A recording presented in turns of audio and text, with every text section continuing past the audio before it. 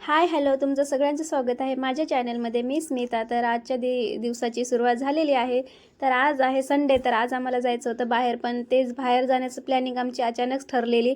आणि मला काय, मी आज संडे म्हणून माझं सगळं रिलॅक्स काम चालू होतं, हळूहळू काम चालू होतं, कारण की मी उशिरा पण उठलेली आणि एवढं मला माहितीच नाही. अचानक हे बाहेर गेले तर आले तर बोलते चल फिरायला जाऊ. तर माझी एवढी घाई झालेली ना, तर मी फटाफट काय केली, खिचडी टाकली. आणि बाहेर कधी जातो, कधी पोचतो, कधी जेवायला मिळतं, ह्याच्यामुळे मी पटकन खिचडी टाकली आणि पटकन लादी वगैरे पुसून घेतली. आणि आपण थोडं आपलं काम आवरून गेलं की आल्यावर पण आपण थकलेलो असतो आणि परत घरी येऊन काम करायचं म्हणलं की जाम कंटाळा येतो. त्यामुळे मी फटाफट काम आवरायला घेतलं, पटकन खिचडी टाकली आणि लादी पुसायला घेतली. आणि मग आमचं लादी पुसणं झालं, सगळं झालं, मी आवरले. मग मी खिचडी पण रेडी झालेली होती. मग मी लादी झाडू मारेपर्यंत खिचडी रेडी झाली. मग आम्ही जेवण केलं. चपाती भाजी करायला तर टाईमच नव्हता, कारण की पटकन निघायचं होतं, की ट्रेन होती आमची. तर आता आम्ही आलो आहे बघा. मी इथे राहते रोहा म्हणून. तुम्हाला कधी तुम्ही इकडचे असाल तर तुम्हाला माहिती असेल बघा, ट्रेन आली कसे लोक धावत आहेत ते. समोरून ट्रेन आली तुम्हाला दिसेल, कारण की आम्हाला पण असंच झालेलं काय की एकदम आम्ही काठोकाठ पोहोचलेलो. तर ते बोलतात ना, करून पटकन निघायला पाहिजे. अतिघाई संकटात निघाला. मला जागा वगैरे काही भेटली नाही, एकदम अशी गर्दीमध्ये दरवाजात उभा टाकून गेलेलो. तर असं होतं आमचं. तर हे बघा, ही आली नेत्रावती एक्सप्रेस म्हणून आहे, 1:40ला काहीतरी येते ती. तर असं अचानक प्लॅन झालेला, त्यामुळे काही समजलंच नाही काय तयारी करायची काय नाही, असं अचानकच गेलो आम्ही. तर हे बघा, आम्ही पण पळायलो ट्रेनसाठी, कारण की लोकलचे डबे 1-2च असतात आणि की जाम लांबून येते ट्रेन, त्यामुळे जागावर काही नसतं. तर आम्ही पोचलो आहे आता पनवेलमध्ये. पनवेलच्या समोर असं डीमार्ट आहे ना, त्या डीमार्टच्या समोर अशी दुकानं लागलेली होती मॉलसारखी.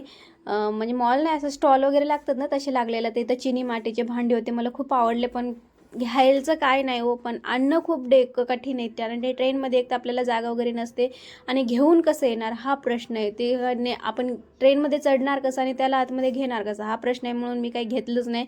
आता आपण एवढं महागाच्या वस्तू आणणार आणि ते फुटल्यावर मग काय फायदा त्याचा, एवढं पैसे वगैरे देऊन आणि हे करून आणि एवढं आपण मेहनतीनं घेऊन येतो. पॉट वगैरे एवढे छान छान होते ना, मला खूपच आवडलेले, पण मला आणायचा प्रॉब्लेम होतो म्हणून मी काही घेतलं नाही.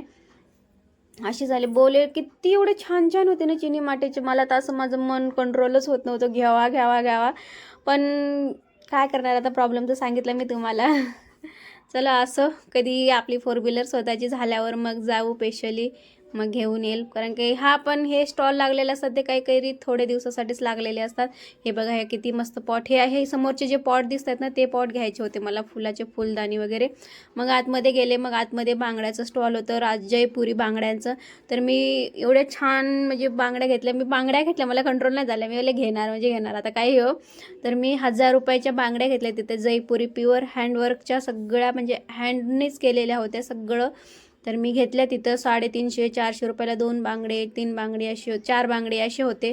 तर मी घेतल्या. चलो, कधी आपली हाऊस पूर्ण होणार आणि आपण कधी जयपूरला जाणार आहे की तिथून बांगड्या घेऊन येते. हे दादा तिथलेच होते, जयपूरचेच. तर ते इथं स्टॉल लावलेले असतात. ते काही आता दिवसा होतं त्यामुळे काही एवढे स्टॉल उघडलेले नव्हते, रात्रीचं सगळे स्टॉल उघडतात तिथे.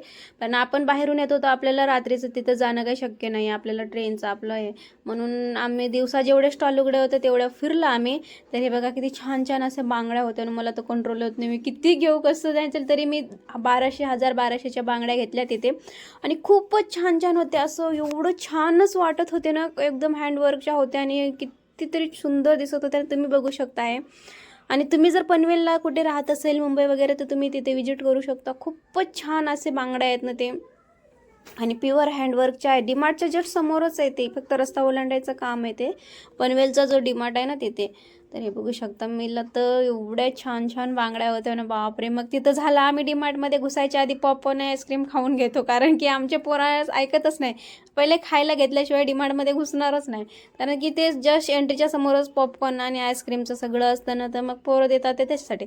चला, तर आता मी आले शॉपिंग करून. मला 10:30 वाजले होते घरी यायला, कारण की 1-2 सेकंद 5 मिनिटासाठी आमची ट्रेन सुटली 6:30ची.